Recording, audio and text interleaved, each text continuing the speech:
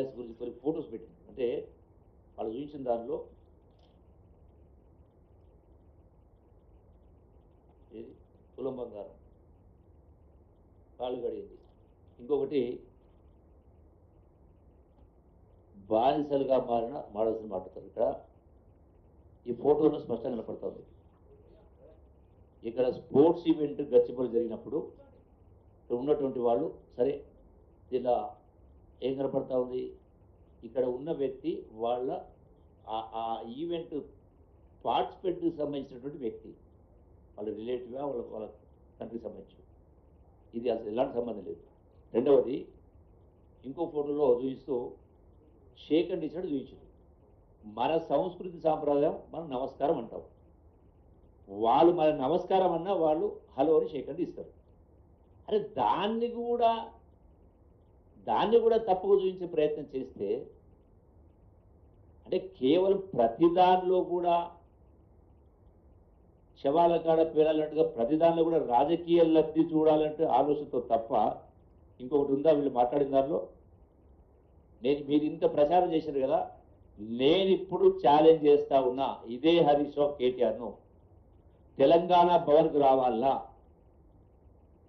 యాబిడి చౌరస్తాకు రావాలన్నా, నిన్నటిదాకా ప్రచారం చేసింది కదా 200 కోట్లని, నిన్నటితోటి గవర్నర్ హైటీ తోటి మొత్తం కూడా ముగిసిపోయింది కదా. మీరు రేపు వస్తారా, ఎల్లుండి వస్తారా, ఆవులుండి వస్తారా, ఏడుకు వస్తారు? మీరు ఇది స్పష్టంగా మీ మున్సిపాలిటీ నోరుతోటి చెప్పాలి ప్రజలు. దీనికి ఈ మిస్ వరల్డ్ దానికి ఖర్చు కాలేదని మీ నోటితో చెప్పాలా. మీ దగ్గర నిజాయితీ ఉంటే, ఇంగిత జ్ఞానం ఉంటే, నిజంగానే మీరు నాయకులైతే ముక్కు నీళ్ళకు రాయాలి. నేను ఐఎమ్ ఛాలెంజింగ్. మాటలు మస్తుగా మాట్లాడు, మాటలు కోటలు దాటుతాయి. మీరు ఈ యొక్క మిస్ వరల్డ్ పైన విమర్శించిన ఏ అంశం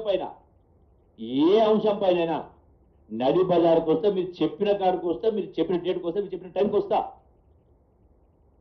లేదంటే నేను చెప్పిన టైంకి రాండి.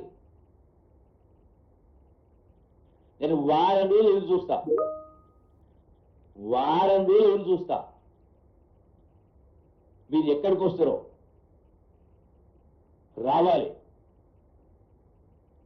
ఏ రోజు నేను అబద్ధాలు చెప్పడం కాదు, ఏ రోజు కూడా లేనట్టుగా మాట్లాడడం కాదు. మీరు పొరుగు మాటలు లవ మాటలు మాట్లాడింది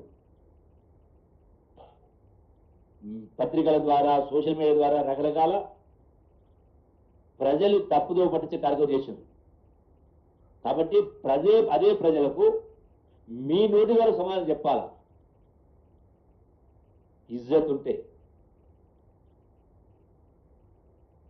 మరి అంటే మనం చూసి ప్రజలు నేర్చుకోవాలి. అంటే ఇటువంటి అబద్ధాలు మాట్లాడుతూ, తొండి మాటలు మాట్లాడుతూ, తప్పులు కావాలని చెప్పిన ఉద్దేశపూర్వకంగా రాజకీయాల కోసం మాట్లాడుతూ ఉంటే ఎందుకు గౌరవిస్తారు మిమ్మల్ని? 10 సంవత్సరాలంట పరిపాలన చేసింది కాబట్టే మిమ్మల్ని ఇంటికి పంపించింది.